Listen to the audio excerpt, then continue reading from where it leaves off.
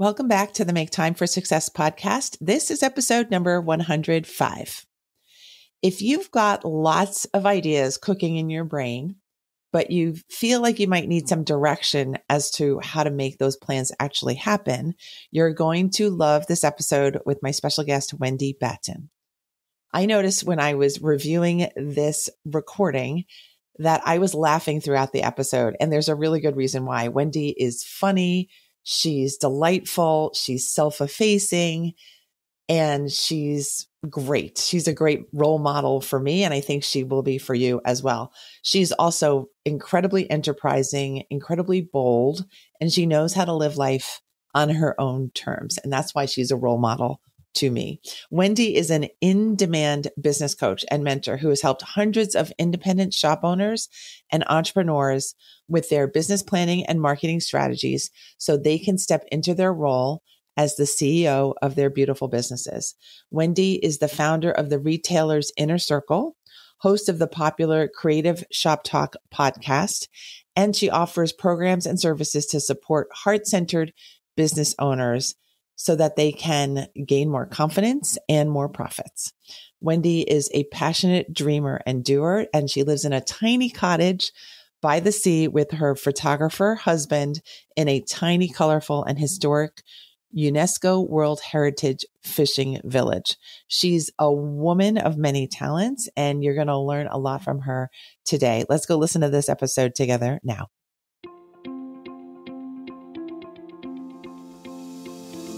Hi, I'm Dr. Christine Lee, and I'm a psychologist and a procrastination coach. I've helped thousands of people move past procrastination and overwhelm so they could begin working to their potential. In this podcast, you're going to learn powerful strategies for getting your mind, body, and energy to work together so that you can focus on what's really important and accomplish the goals you want to achieve. When you start living within your full power, you're going to see how being productive can be easy and how you can create success on demand. Welcome to the Make Time for Success podcast. Hi, my dear listeners. It's Dr. Christine Lee again. Thank you for being here with us today. I am joined by my amazing friend, colleague, co-podcaster, host in the universe, co-entrepreneur. Her name is Wendy Batten, and I can't wait for you to get to know this beautiful woman. Wendy, thank you for being here. Welcome to the show. Well, thank you. That was such a lovely introduction. It's my pleasure to be here. Yes, it fits the woman. Thank you so much for being here. I'm so excited about this conversation. We've been planning it for a while, but we've also left the topics kind of open-ended because I know we have a lot of things in common. And I know Wendy has so much to share in terms of just wisdom from a coach. She's a business coach, a business mentor. So why don't we start with that? Can you describe to our audience what you like to do professionally? Well, at this time, professionally, thank you. Business is always evolving, but I am a retail coach and mentor, which sounds so fancy, but really I help the little guys grow their businesses because I was one and didn't have a coach or the right information available to me. So I work with brick and mortar, mostly the little guys, helping them grow their business and put their CEO hat on and expand. But I work with a lot of specialty retailers. That's probably my biggest gig. But I also run a creative lifestyle blog, which I don't even know if you know that so much, Christine. But I run that as well too, and that's amped up as well too. We revamped. That's where I sort of started, and I work with a lot of different people, helping them do different things as a trusted business advisor. That's where I am. Okay, beautiful. So when you say little, what do you mean by that? Is there some sort of requirement or some sort of vibe that they have in their business that makes them connect with you? I'm not sure about, I hate using the little guys, but I guess I'm the champion I'm a champion for the self-employed, their board of directors are usually sitting at their kitchen table. It's not like, and they've been doing all the things and wearing all the hats, and they had a beautiful dream and creative idea and open beautiful businesses. This is my heart space, I guess, and realize that there's a lot of stuff involved in running a business, and not just, the front of house, let's say, the inventory and the management. I can merchandise it and I can sell it, and I'm really good with customer service, but there's the no person in the back room that, the CEO that needs to be, consulted, the numbers, the marketing around it, all of those hard, unsexy things that we don't always want to do, or that we don't maybe know are necessary. So the little guy, when I say the little guy, it's usually independent, brick and mortar, who have passion and heart-centered for what they do. Okay. Can you give us multiple examples, please, of the different kind of brick and mortar companies that you coach?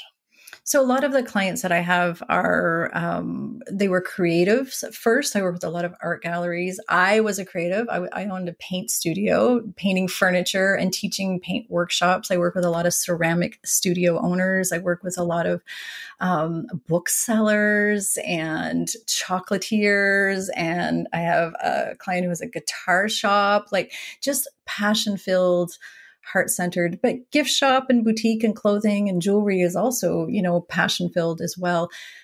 Probably not working as much with the people who are just selling the widgets. Again, just moving product in and out, moving it in and out.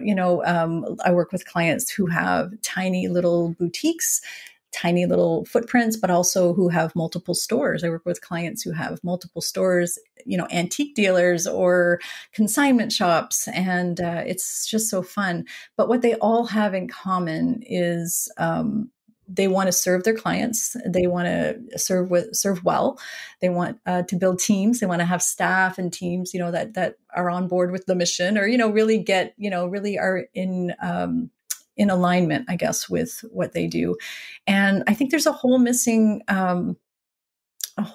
conversation. I don't know if that's the right word, but and again, the little guys, the main street, and I hate saying mom and pop shops. That's not, I don't know. It's, sometimes it's mom and mom shop. I don't know, but it's the little guys. That's who the little guys are. And they're the backbone of our economy. And I believe that to my core. That whole shop local, it means a lot.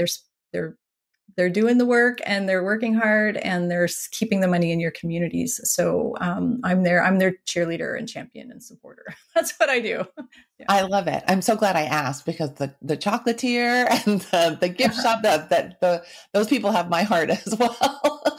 Could you describe your own backstory and how this became your current situation, and the link between your own experience as an independent entrepreneur and how you got to be at this point guiding other people in that process? Sometimes I find that question hard. Like there's no direct line. And I say that find it hard. What I mean is I kind of like laugh, and your viewers can't see, but I'm smiling because I think all of the combination of the things that we've done in our past bring us to where we are now. I believe that wholeheartedly. There's no, I didn't go to school to become a retail coach and this is what I'm doing. That's not my path. I was, way back in the day, I was brought up by, my dad was a retail guru. So it's really funny. He was like, so I've always had that customer experience. He was really big into, innovation, retail marketing, but I had no design on that whatsoever. My husband and I have owned a service-based industry for many years, 27 years. We owned a business. It was a cleaning business. So we were self-employed for a long time. I opened my first business when my kids were small, my own, I guess I could say like my first, woman-owned business run all by myself as a coffee shop. I opened a coffee shop many years ago. And then sold that to a client so that I could go help my husband because his business was growing. And what I was doing was payroll and invoicing and all that unsexy stuff that's necessary. But as we grew his business and as I grew my family, I had kids then, they were young and things were chucking along. But what happened was my daughter told me one day that I needed a hobby other than her. So and she was right. She was totally right. I think she was about 15 or 16. So I was painting furniture and DIYing my house. That was my creative outlet and, nesting, I guess. I loved it. And I started blogging about that. And my first business was called Front Porch Mercantile, which is kind of funny because it was called Front Porch Mercantile because I was selling painted furniture off my big front porch. We had a big, beautiful home, big front porch. And I was blogging about life and DIYing and the fat story thin, as I like to say, is that little painting hobby took me to blogging conferences where I met brands that sold paint, and we didn't have the brands where I lived. So, some of the main players in the painted furniture industry, this is back in the day when people were just getting into painted furniture, by the way, convinced me you should sell our paint. So I'm like, all right, I know nothing about retail, but I have an entrepreneurial mind. And again, it's a long story, but I ended up opening my studio and teaching people to paint and selling paint, not knowing what I was doing, didn't know what I was doing. And it was really popular. It was really fun. And it was a lot of work. And I just didn't know what I didn't know about retail on that end, even though I had my coffee shop, even though I'd had my other business. It was a lot of work, and I was so popular and it was so good. And then the brands started asking me to work for them because I was doing really well selling paint and teaching and all of the things. And it was wonderful success on the front side.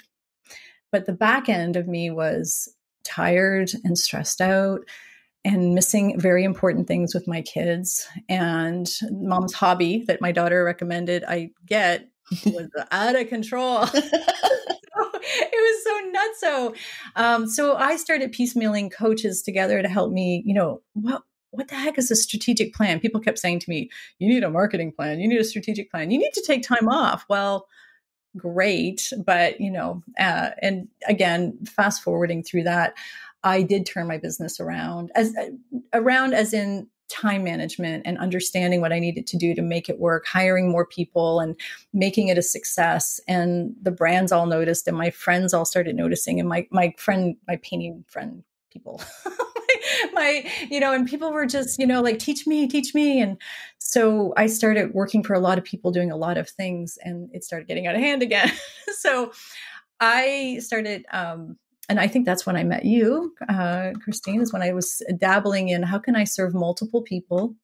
How can I help people on that side of my business and help them in a, not just one-to-one and here and there and piecemealing, and how can I make this part of my business model? And I loved it so much. I felt like that was the piece that the painting and the teaching painting. I was teaching painting classes at the time as well. I love that side of my business so much. I'm kind of a people person. And I feel like all of that led me to actually be the teacher that I am now, or the coach or mentor. I'm still not sure. I don't know what to call myself, but I like to help people. And I ended up franchising my business, selling it to my best friend. She took over the running of the day-to-day of the retail business. And I sold everything I owned, ran away from home, and now I'm a full-time coach. How's that? That's how I ended up getting here. But I love it. That all happened over, a little while, but full-time coaching and absolutely loving it since 2017 now. Beautiful. Thank you for telling me the whole story and sharing it with our audience.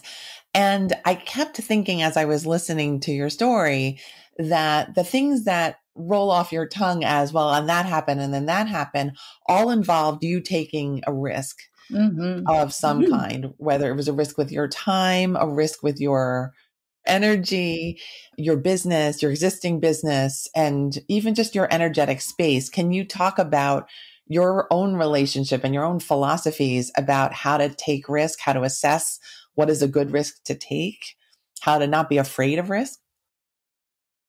Risk is hard. It's hard to quantify. I don't have a philosophy around it other than, and I say that because that sounds like everything happens with a plan. Nothing happened to me or for me by planning. But it doesn't it doesn't happen by accident. I guess there's a yin and a yang there as far as, dreaming. I'm a dreamer, and I'm a dreamer, and I'm like, well, what could that look like? What could that look like? And I ask myself that question a lot. My husband and I have done that for years. I feel like you get to an edge that's uncomfortable.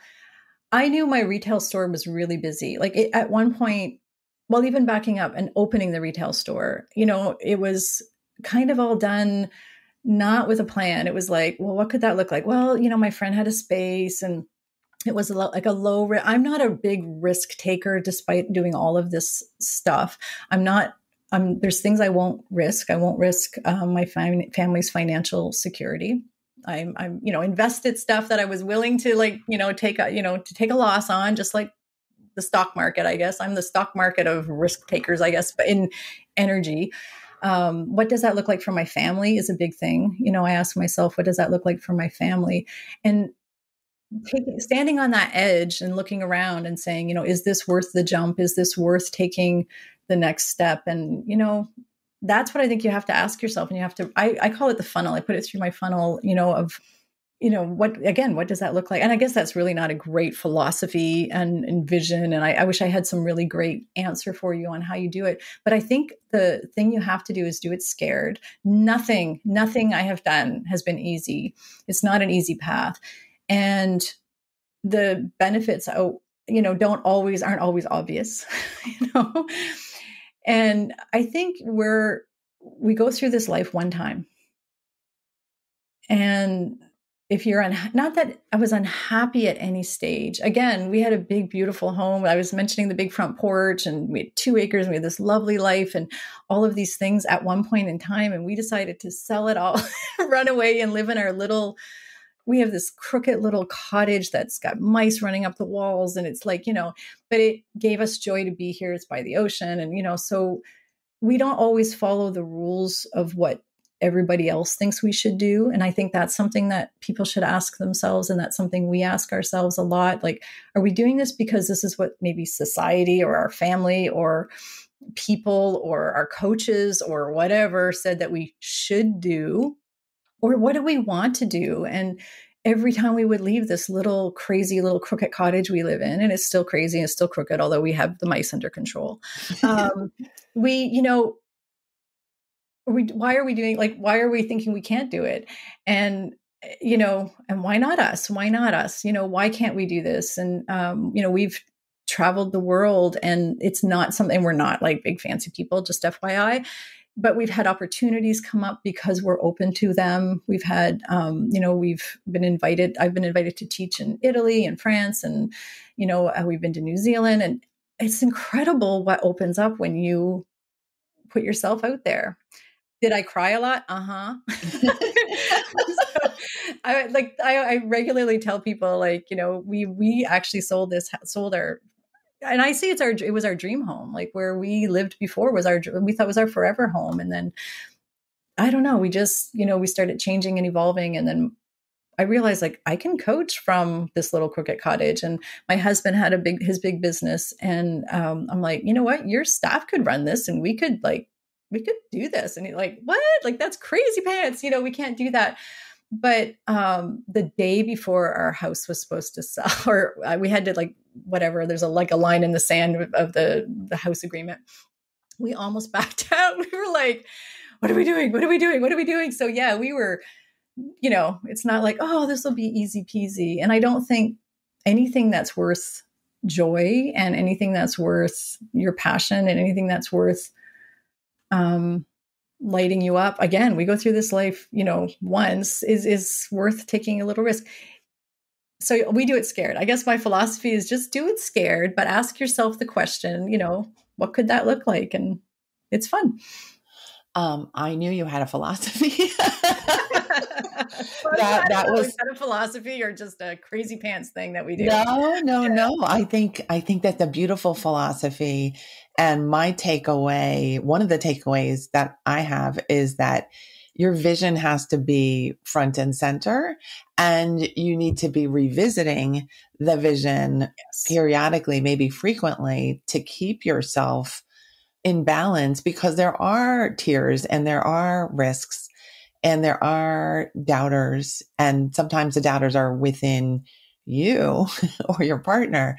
But I also agree that the rewards can be so beautiful and not anticipatable. We can't really know how the new thing is going to look, feel, operate, sound, or fly with our audience, our customers, anyone, but we know somewhere inside of ourselves that we are okay with inviting change in again. So this may be just something that we all do, right? And entrepreneurs just make it a career of doing the risk and the reward, the risk and the reward. And it is not an easy thing. And it's great to have a coach like Wendy on your side, someone who has done so many different things, has thought through the process, and also has that entrepreneurial genetic material, knows how to run a business as well. Could you talk about how you work with clients and what are your typical go-to strategies if you have some? I know in watching you on Instagram and social media that you are big on consistently connecting with your goals and your, what's happening. So kind of revisiting, what does the CEO need to do? Can you describe that and some other things? I do a lot of things with a lot of people in that. That's I'm like, I don't know. What does it look like? I don't, sometimes I wonder, but I do believe. So first of all, I like goals, but not goals that can't be moved. I think goalposts can move. I mean, if the last couple of years have not taught us anything, I do feel like you can't wing it. That's a thing that I tell people. If we, an action forward, even if it's a little tiny baby step, even if it's just like Googling one little thing that you've been wondering about or who or what, is an action towards something for you. And I'm a big believer in that. And I know, you and I have talked about that before. And having the confidence, I think, is what I like to teach people to step into their role of CEO. And by that, I guess, let me back up. And when I say being the CEO of your business, it's taking ownership of all of the parts of your business. I think maybe that, and that includes your self-care that we don't talk about. That includes looking at your numbers that you don't want to look at. That includes showing up even on the days you don't want, all of that. It's all of the things. Understanding that you're the biggest asset in your business if you're self-employed. And that's a big one for us. Understanding to get help, because there is nobody I have yet, and I would love for any of your listeners to send me an email and tell me if they know of any successful business that doesn't have help. Like everybody has help, but yet we tight fist our need to ask for help. So I help people. I feel my biggest strength, my superpower, if you will, is helping people understand, the big picture maybe, and how they could evolve the forest for the trees. When we're in it, we can't always see it. So I love helping people see the bigger picture. So yes, I teach, in my groups, I teach strategy, marketing strategy. But even that, I am a big believer that there's no formula for Christine's success and Wendy's success and, Susie's success. There's no, here's the checklist. Do these 18 things and you will be, successful at whatever it is. That doesn't happen. There are things that are common and things that maybe, and we all have strengths and weaknesses. Like it doesn't bother me at all to turn the camera on and jump on Facebook Live and talk to my people. But I have clients who that's just, hard for them. Maybe looking at your numbers is hard. So everybody has things, right? We all have things. And there are things for foundational things, and this, and it's the same for any business. And having the confidence to step in to ask for help, having the confidence to be a boss, that's a big thing for a lot of people. I help people through that as well too. So just stepping into your role of CEO and understanding that part of that CEO role, and it doesn't mean the C-suite. I'm not talking stuffy, go get 10 Teslas and, go to the moon or whatever. And if that's what you want to do, that's cool too, because again, crazy pant ideas are like fine, but having somebody to help you, reframe that. That's what I like to do with my clients and understand how to get to whatever that goal is. That's my superpower. And I work with clients in group sessions and, I work with them in one-to-one, and it's fun. Yeah. Beautiful. I thought in the middle there, when you were saying, every successful company has help. And I thought recently I read somewhere that whole statement, pick yourself up by your bootstraps. That's been transformed over the years to mean like just help yourself over the hurdle. But the original phrase was meant to say like, this is impossible because you can't actually lift yourself up by your bootstraps, apparently. So I just thought I would share that piece, that I'm going to back up what Wendy said, that really there is help around you, whether it's in your business or in your personal life or in your relational life. And there are times when we will be so much better served when we have help, when we know that there's help, and we know we can access the help. So I just wanted to double emphasize that. Thank you. Yeah. So I feel like people get tied up in where to get help and how to get help. And, my original help came from, okay, this was pre-podcast because podcasts might have been around, but nobody was listening to them. But, my podcast, my help to step into my CEO role or into my power, if you will, like to feeling confident about being a business owner, came from reading a magazine that actually it's, in a roundabout way, I've now been featured in, which I'm like amazed at, but that's another story. But, I started following blogs and I started following business mentors. Business books are out there. Podcasts are out there now. Identify, no one's meant to do this alone. And also, to your point, sometimes it means asking for help from the people at your kitchen table again. Like, I didn't for a long time. And then finally I just like started crying one day. And, this is way back in the day. And I said to my husband, I just need some help. I was trying to juggle all the balls as I was stepping into new roles. And he's like, oh, I didn't know you needed help. And to me, it was like, obviously I need you to pick up the dishes or the kids or whatever the thing was. But sometimes we just need to clarify that. I know you speak to that a lot. Ask for the help you need from the people around you, like from, and I coach clients all the time to do that. And they go, oh yeah, I can ask for help. Right. So, and of course there are business mentors and coaches and courses and, but identify what you need. There's lots of help around, free and otherwise. Yeah. Yes.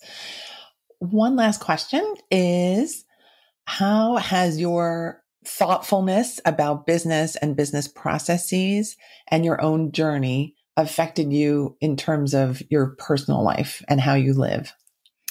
Oh, that is such a good question. What a great question. Thank you for asking that. Thank you. So we try to design our business life around what we want from our personal life first. And that's not always easy, but how we want to live. So, and I guess how that's affected that is how many hours a week do I want to work? And, where do I want to work? So I am now working from this crazy little cottage and I talk to people all over the world. And I'm currently, as you and I are speaking, watching boats bob out in front of my house. So, that's how my lifestyle has changed because I'm still doing what I love. I've been able to create a beautiful business and impact. I feel like I do a lot of impact. I feel like I'm doing good things in the world. And I still have this boundary around what I want from life. I'm trying to take vacation. I make sure I take vacations. This is what I teach my clients. This is what successful CEOs, they take care of their heart and their health.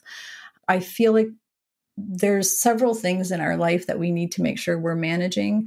We all know this, but it's your health and your mindset, your environment, your relationships. We all know all these wedges that are really important. And if any of them are drained or any of them aren't filled, I call it, it's the wheel of life. The wheel of life exercise is something that my husband and I do regularly. He works full-time for me now.